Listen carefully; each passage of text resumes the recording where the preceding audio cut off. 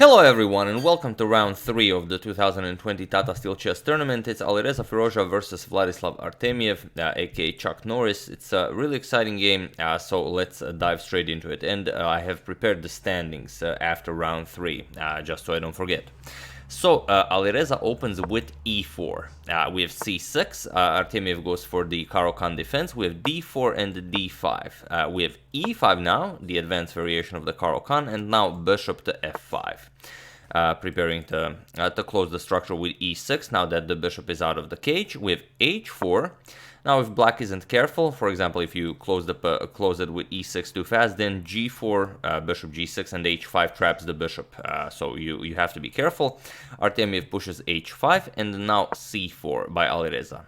We have e6 and knight to c3. All standard stuff. We have knight to e7, knight g to e2, and knight to d7 now. We have knight to g3, pushing the bishop back, and bishop to g6 now. Bishop to g5, a nice square for the bishop, but immediately unpinning. Queen to b6, unpinning with an attack on the pawn here. And here, rook to c1, asking, do you want to capture the pawn? Now, you could capture the pawn, and it has been played before. It's nothing special happens. Bishop d3, bishop captures, queen captures, and the game just continues. Captures, knight d5, and the game goes on. White is down a pawn, but black's king is still in the center of the board, and well, you generally don't want to play this with black unless you really enjoy positions like these. So after rook c1, we have d captures on c4 by Artemiev, and now bishop captures on c4, and now knight to f5, offering a trade here. And the position has been reached in 2018 Gibraltar Masters tournament between Emil Sutovsky and Maria Muzichuk, where knight captures on f5 was played, and Sutovsky was able to win that game with white. But here we have castles by Alireza, and it is a new move in the position. So already as of move 12, we have a completely new game. And here, you have to decide, what do you do? Okay, we already said that you're not interested in the pawn. Maybe that would be a bit dangerous. But what about knight captures or queen captures? What about the d4 pawn?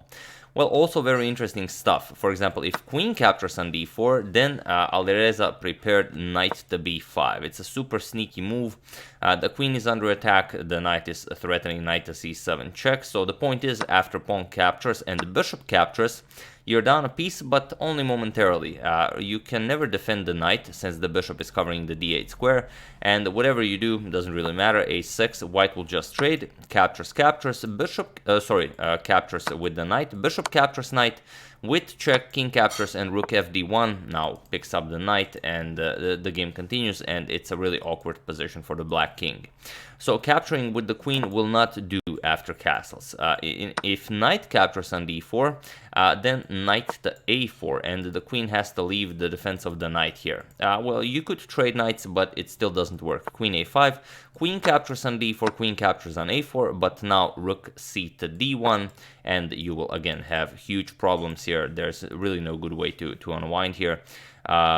Even if you move the knight, you're still getting checkmated. For example, check, rook captures queen, and rook to d8 is now mate again, the opera house mate, if you will. So after this castle's move, Artemiev just continues with bishop to e7, nicely developing. Now there already is a threat of capturing here, as the bishop no longer guards the d8 square. So Alireza now captures on f5, we have bishop captures on f5, and now bishop captures on e7. King captures on e7, now the king is in the center of the board, no longer able to castle, and then now queen to d2, just guarding the b2 pawn, developing the queen, connecting rooks. And Artemiev goes back with the queen to d8. Now if queen g5 check, you can just move the king, and already Artemiev would be offering a queen trade. So knight to d1 by Alireza, preparing to shift the knight over to e3. We have knight to b6, pushing the bishop back, and now knight to e3 before moving the bishop.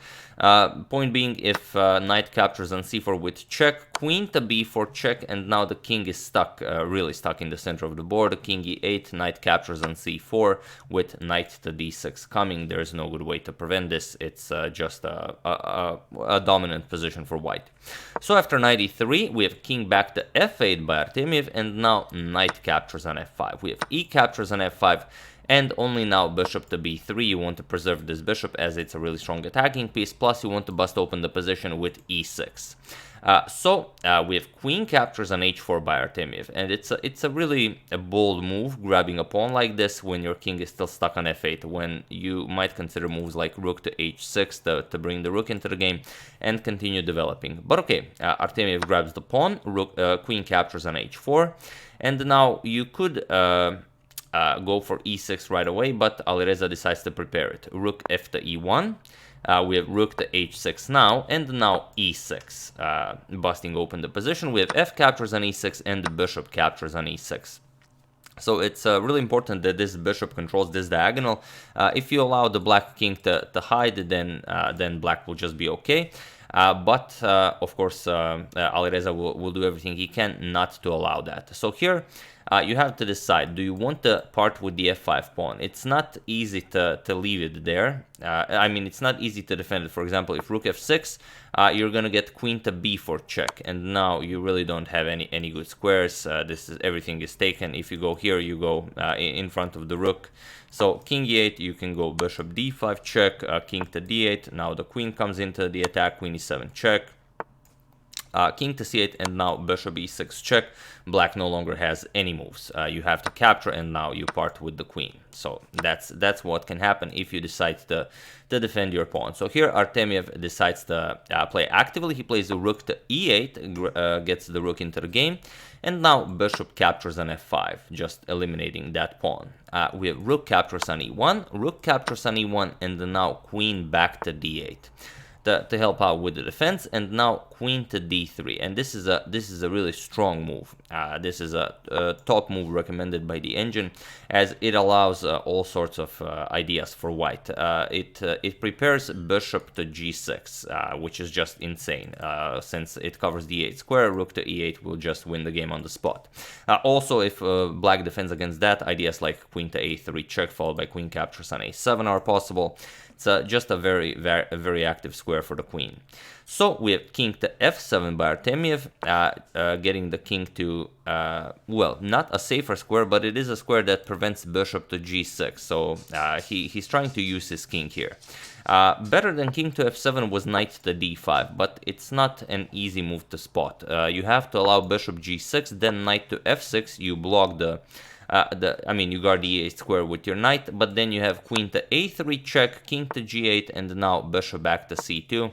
And the black king will be somewhat safer, although it will still be very hard for the rook to enter the game. Also, guarding these pawns will be not so easy.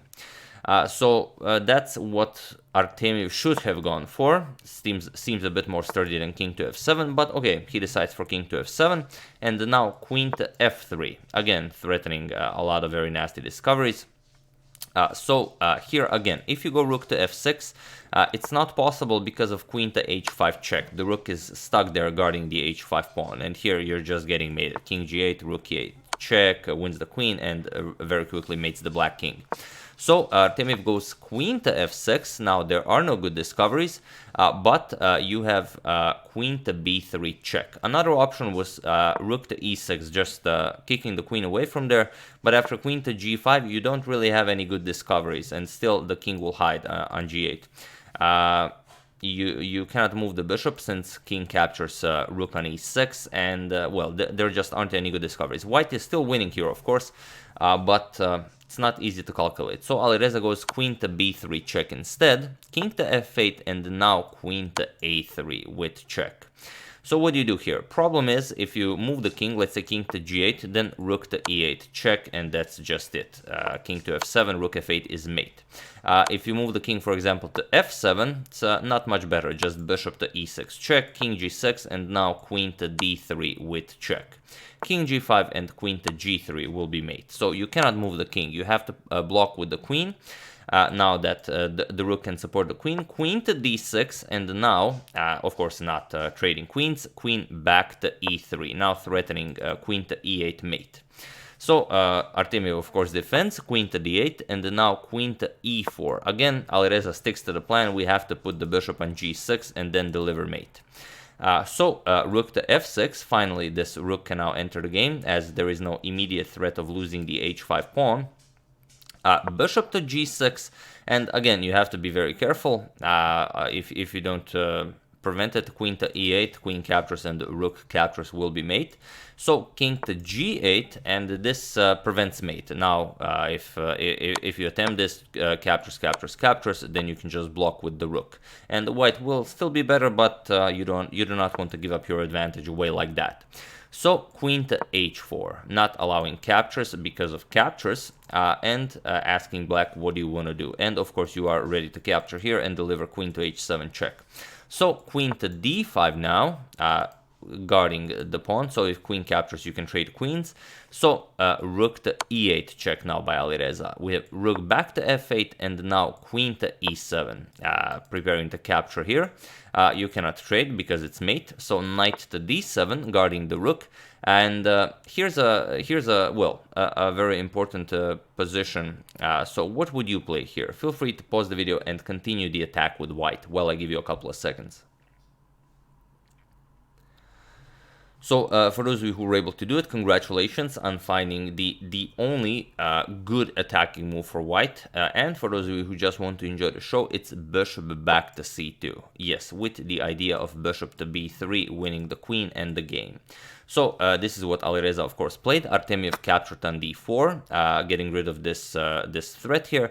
And now again, Alireza continued with rook captures on f8, but there was the queen to e6 check move. This seems to be winning on the spot. After king to h8, now bishop to f5, and the black doesn't have a move because this piece is hanging, and you don't really have a way of getting out of that. You cannot move the knight because just rook captures rook, and lastly, if you capture, this just runs into mate. So queen to e6, much deadlier than the move Alireza played, but Alireza's move just wins a piece and goes into a winning endgame. So that also works. Rook captures on f8 was played by Alireza. Knight captures on f8, and now bishop to b3 check, removing the defender of the knight. King to h7, and now queen captures on f8. Artemiev captured on b2, and now bishop to g8 with check.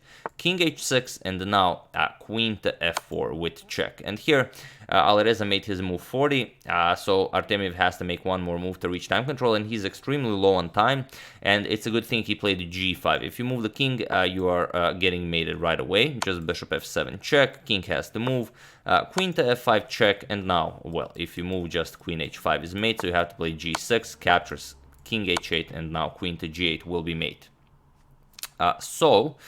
After this queen to f4 move, of course, Artemiev played g5, but now queen to d6 with check. King g7, and now bishop back to b3. So how do you win this? Well, it's actually not that difficult. Artemiev played queen a1 check, we have king to h2, and now queen back to f6. It's Artemiev who offers a queen trade, because if he doesn't, if he just waits, it's queen to e7 check, king to h6, and now bishop to f7 will create a very, very nasty mating net around the black king. So it doesn't really matter. h4, you're gonna go queen to e6 check, king g7, now queen g6 check, king f8, queen g8 check, king e7, and now queen to e8 check, where king to f6 is impossible because of queen to h8, picking up the queen on c3, so you have to go back, but now you just go queen d8 check, and after, let's say, king here, you're gonna pick up this pawn with check, then you're gonna pick up this pawn, and slowly but surely you will just easily win the game. So here Artemiev offers a queen trade, and he hopes to survive this endgame being down a piece, but he is up 2 pawns. So Alireza trades, queen captures on f6, king captures, and now king to g3 starts bringing the king into the game. We have b5 by Artemiev, and bishop to d1 now goes after the pawn with h4 check, king g4, and now c5. Alireza goes for f4, destroys black's pawn structure on the king side, g captures on f4, and king captures on f4. And here Artemiev went into a really long thing, maybe 35 minutes, maybe even 40. I stopped checking after, I think after 35. But it was a really long thing, and he came again very low on time, even after reaching time control. So he again reached some 3 minutes on the clock, whereas Alireza, I think, had like 45 or something. But either way, he went for king to e6. He has to decide whether to start pushing right away or king to e6. King to e6, it's a good move as any, because no moves are good here for black. Since king to g4, we have a5 now, and the king captures on h4. We have a4 and now g4. Alireza starts pushing his passed pawn, and here you have to decide what to do. Artemiev played c4. The problem with a3, you will not get a chance to create a blockade on the light squares, to push b3 and then sacrifice a pawn and go a3. Because g5, b4, you're going to go king h5, c4, and now g6. But after b3, you always have this bishop to e2 move, and this is what ruins black's plan. So now if you capture, bishop captures with check, picks up the pawn on a2, so there's no game there. But if b2 still just captures with check, king moves, and now bishop here again guards the queening square, so everything is all right for white. So after g4, c4 by Artemiev, now he will try to play a3 and b4. But just g5 by Alireza. We have a3 and now bishop to e2, keeping an eye on those pawns, so you can never push this guy here. And if you push this guy, then just bishop to d3 again covers all the squares, not a problem. So king f5 was played, but now king h5. We have king e4, but now g6. c3, now of course offering this for c2, Alireza not interested, bishop to d1, and here there's just no way to cross the light squares. Here Artemiev played king to d5, but also it was in this position on move 57 that Vladislav Artemiev resigned the game, and yet another victory for Alireza Firouzja. So he wins both of his games with white, and he has a draw with black, and with this victory he takes the lead in the tournament, which we will show now as we do have the standings, but just show a few more moves. Let's say bishop b3 check, prevents all counterplay from black, also guards the queening square. It's unnecessary, but still. King d3, you can bring a queen into the game. c2 now just, let's say, check, captures with check, and there's nothing to do here. So of course Artemiev resigned, and these are the standings after 3 rounds. So Alireza Firouzja still playing under FIDE flag first with 2 out of 3, followed by 4 people with 2 points: Jeffrey Xiong, Wesley So, Fabiano Caruana, and Jordan Van Forest. Then with 1.5 point Anish Giri, Magnus Carlsen, Jan Krzysztof Duda, Vladislav Artemiev, Danil Dubov, and with 1 point Nikita Vityugov and Vishwanathan Anand. And also with half a point Yu Yonggi and Vladislav Kovalyev. So those are the standings after round 3. We're gonna check out at least one more game from round 3 tomorrow morning, or maybe before afternoon, but definitely we're gonna check out one more game, as a lot of games were decisive. So yeah, that's the game. I do hope you enjoyed it. Excellent start for Firouzja. He still didn't get to play against, Artemiev can be considered an elite player, definitely, but he still has to face the likes of Magnus, Caruana, Wesley So, Anand to really cement his lead. But still, he's in the lead, and it will put pressure on the other players to start winning games. But yeah, once again, I do hope you enjoyed it. I would like to thank Irish Tax Calculator in Excel for your contribution to my channel. Thank you a lot, I really appreciate it. As usual, you can check 2 of my previous videos here. Thank you for watching, and I will see you soon, continuing the coverage of the 2020 Tata Steel Masters Edition, maybe a few games from the Challengers Edition if some are really good, continuing the coverage of the Women's World Chess Championship, and of course checking up on your wonderful suggestions. So thank you all, I will see you soon, and have an excellent rest of your day.